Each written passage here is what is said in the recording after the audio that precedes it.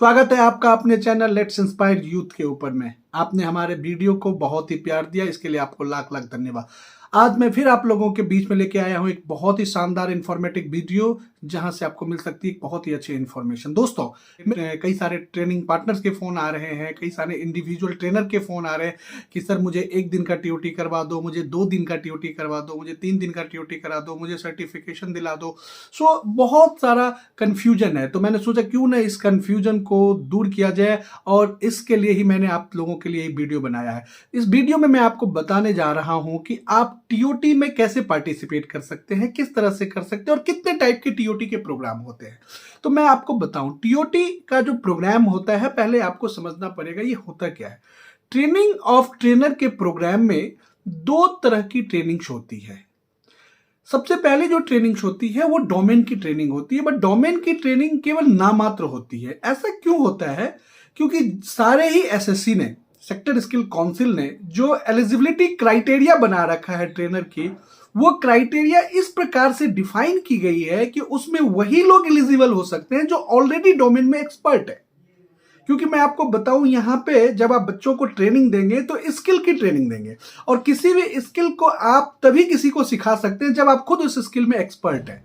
तो सबसे पहले जितने भी सेक्टर स्किल काउंसिल ने एलिजिबिलिटी क्राइटेरिया बनाई हुई है, उस एलिजिबिलिटी क्राइटेरिया में ये एजुकेशनल क्वालिफिकेशन के साथ कुछ ना कुछ एक्सपीरियंस भी डाला हुआ है कि भाई अगर आप एक मोबाइल हैंडसेट रिपेयर इंजीनियर का ट्रेनर बनना चाहते हैं तो उसके लिए एजुकेशन जो चाहिए वो 12th पास चाहिए या ग्रेजुएट चाहिए, वो तो चाहिए ही चाहिए। साथ में 6 महीने का या 1 साल का या 2 साल का एक्सपीरियंस भी चाहिए। सो तो जितने भी क्वालिफिकेशन है इंटायर एसएससी, अगर आप चेक करेंगे, ये आपको स्किल इंडिया पोर्टल के होम पेज पे टीओटी के सेक्शन में मिल जाएंगे, जहां पे हर जॉब रोल के लिए एक एक्सेल सीट है जो आप डाउनलोड कर सकते हैं, और वहां उस जॉब रोल के इन फ्रंट पे आप देखेंगे लिखा हुआ है कि इसके लिए जो ट्रेनर होना चाहिए उसकी एलिजिबिलिटी क्राइटेरिया क्या है। हर जॉब रोल में ये लिखा हुआ है। केवल आप एजुकेशन आपका कंप्लीट है बट आपको एक्सपीरियंस नहीं है, उस स्किल्स के बारे में जानकारी नहीं है, तो आप ट्रेनर के लिए एलिजिबल नहीं है। क्योंकि जो टीओटी का प्रोग्राम होता है वहां पे केवल डोमेन की ओवरव्यू दी जाती है। वो इसीलिए दी जाती है क्योंकि हम सिलेक्शन ही ऐसे ट्रेनर का करते हैं जो पहले से ही डोमेन में एक्सपर्ट है, राइट। तो इसीलिए उनको डोमेन की ट्रेनिंग देने की कोई ज्यादा जरूरत नहीं पड़ती है, केवल डोमेन का एक ओवरव्यू दिया जाता है। स्किल इकोसिस्टम के बारे में बताया जाता है कि स्किल इकोसिस्टम में कैसे ये क्या क्या कंटेंट कवर करना है, कितने नॉसेस हैं, कितने आवर का ये क्वालिफिकेशन है, कितना इसमें थ्योरी पार्ट है, कितना इसमें प्रैक्टिकल पार्ट है, कितना इसमें एम्प्लॉयबिलिटी स्किल्स का पार्ट है, उन सारे चीजों के बारे में बताया जाता है। बट रेस्ट जो ट्रेनिंग होती है, वो मैक्सिमम ट्रेनिंग जो होती है वो प्लेटफॉर्म स्किल्स की होती है, ट्रेनर क्वालिफिकेशन के ऊपर होती है। Q2601 उसका क्वालिफिकेशन कोड है, और ये मैनेजमेंट सेक्टर स्किल काउंसिल का क्वालिफिकेशन है, उसके ऊपर ट्रेनिंग होती है।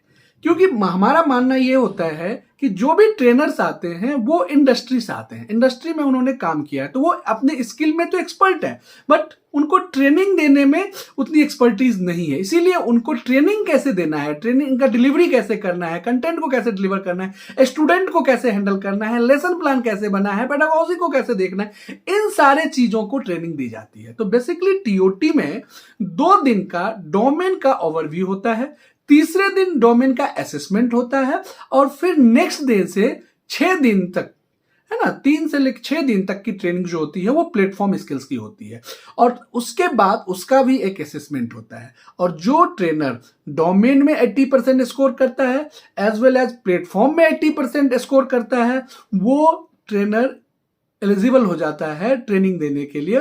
उसको एक सर्टिफिकेट दी जाती है जिसकी वैलिडिटी 2 साल की होती है। इसको हम लोग न्यू ट्रेनर की कैटेगरी बोलते हैं। न्यू ट्रेनर मीन्स यहां पे वो ट्रेनर जो ऑलरेडी इंडस्ट्री में 6 महीना साल भर से काम कर रहे हैं, उस स्किल में एक्सपर्ट हैं, और जो क्वालिफिकेशन डिसाइड की गई है सेक्टर स्किल काउंसिल के द्वारा, उस क्वालिफिकेशन में भी एलिजिबल है। एग्जाम्पल के लिए अगर मैं बात करूं कि ब्रॉडबैंड टेक्नीशियन एक टेलीकॉम सेक्टर स्किल काउंसिल का क्वालिफिकेशन है, इसके लिए उनको एक ग्रेजुएट चाहिए ट्रेनर या बीटेक चाहिए, प्लस 1 साल का ब्रॉडबैंड टेक्नीशियन में उसने कहीं भी काम किया हो, यानी ब्रॉडबैंड टेक्नीशियन का उसको एक्सपीरियंस हो। ऐसे लोग ट्रेनर के लिए एलिजिबल हो सकते हैं, राइट। तो जब आप एलिजिबिलिटी क्राइटेरिया फुलफिल कर लेते हैं तो फिर आप टीओटी में पार्टिसिपेट करते हैं, जहां पे आपको पेडागोजी की ट्रेनिंग दी जाती है, प्लेटफॉर्म की ट्रेनिंग दी जाती है। वहां पे बताया जाता है, वहां पे सिखाया जाता है कि आपको डिलीवर कैसे करना है, स्टूडेंट को कैसे हैंडल करना है, लेसन प्लान कैसे बनाना है, कंटेंट कैसे प्रिपेयर करना है। वो सारे ही चीजों की उस पर्टिकुलर टीओटी के ड्यूरेशन में ट्रेनिंग दी जाती है। सो 2 तरह के कैटेगरीज हैं, एक है न्यू ट्रेनर के लिए और दूसरा है एग्जिस्टिंग ट्रेनर के लिए। सो न्यू ट्रेनर का मैंने आपको ब्रीफ कर दिया। अब मैं बात करता हूं एग्जिस्टिंग ट्रेनर। सबसे पहले आपको समझना क्या होगा कि एग्जिस्टिंग ट्रेनर होते कौन है। एग्जिस्टिंग ट्रेनर की भी एलिजिबिलिटी क्राइटेरिया उसी जगह डिफाइन होती है जहां पे न्यू ट्रेनर की एलिजिबिलिटी क्राइटेरिया होती है। और एग्जिस्टिंग ट्रेनर के लिए न्यू ट्रेनर से ज्यादा ही एक्सपीरियंस चाहिए होता है, यानी वो लोग जो ऑलरेडी एजुकेशनली तो एलिजिबल है ही, साथ में उनके पास 2 साल 3 साल 4 साल का एक्सपीरियंस भी है, और हो सकता है कि उन्होंने एजुकेशनल सिस्टम में, वीईटी सिस्टम में, स्किल सिस्टम में कहीं ना कहीं पहले से ट्रेनिंग करवाते आ रहे हैं। तो ऐसे लोग ऑलरेडी प्लेटफॉर्म में भी एक्सपर्ट होते हैं, डोमेन में भी एक्सपर्ट होते हैं, और उनकी एजुकेशनल क्वालिफिकेशन भी है जिसके लिए वो ट्रेनर बनने के लिए एलिजिबल है। तो ऐसे लोगों को किसी भी प्रकार की ट्रेनिंग की जरूरत नहीं होती है, उनको केवल एक असेसमेंट में बैठना होता है जिसमें वो डोमेन का असेसमेंट और प्लेटफॉर्म का असेसमेंट दे करके 80% स्कोर करके वो भी ट्रेनर बन जाते हैं। तो 2 कैटेगरी के ट्रेनर्स होते हैं, एक न्यू ट्रेनर, दूसरा एग्जिस्टिंग ट्रेनर। न्यू ट्रेनर जो ऑलरेडी एजुकेशन में पहले एलिजिबल हैं, प्लस उनके पास 1 साल 2 साल का एक्सपीरियंस है। यानी ये जो एक्सपीरियंस मैं बता रहा हूं वो हर एसएससी का अपना होता है। उन्होंने एलिजिबिलिटी क्राइटेरिया जो बना रखा है, प्री रिक्विजिट जो बना रखा है, उसमें डिफाइन किया है। आप स्किल इंडिया पोर्टल से उसको डाउनलोड कर सकते हैं। उनके लिए 10 दिन का ट्रेनिंग का प्रावधान है, जिसमें उनको 2 दिन का डोमेन की ट्रेनिंग, तीसरे दिन डोमेन का असेसमेंट, और फिर 6 दिन का प्लेटफॉर्म की ट्रेनिंग, और लास्ट डे जो 10th डे है उसमें प्लेटफॉर्म का असेसमेंट होता है। मैं रिपीट किया इसको। ये हो गया आपका न्यू ट्रेनर के लिए।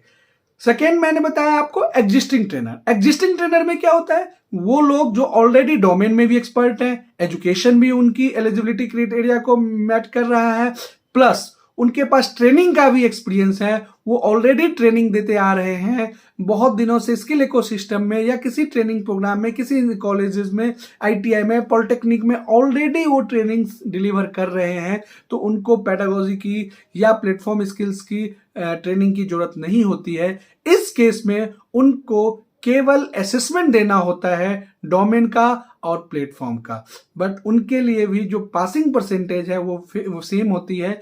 अगर 80% वो प्लेटफॉर्म में, तो उनको भी सर्टिफाइड ट्रेनर की सर्टिफिकेट दिया जाता है। उसके बाद वो कहीं भी किसी भी स्किल्स डेवलपमेंट के प्रोग्राम में जा करके एज ए ट्रेनर काम कर सकते हैं। तो बहुत सारे कॉल्स आ रहे थे, इसीलिए मैंने आपको ये वीडियो बना के बताया हूँ न्यू ट्रेनर्स क्या होते हैं, एग्जिस्टिंग ट्रेनर्स क्या होता है। आई होप कि आपको बहुत ही बेहतरीन तरीके से क्लियर हो गया होगा कि न्यू ट्रेनर्स क्या होते हैं, एग्जिस्टिंग ट्रेनर्स क्या होते हैं।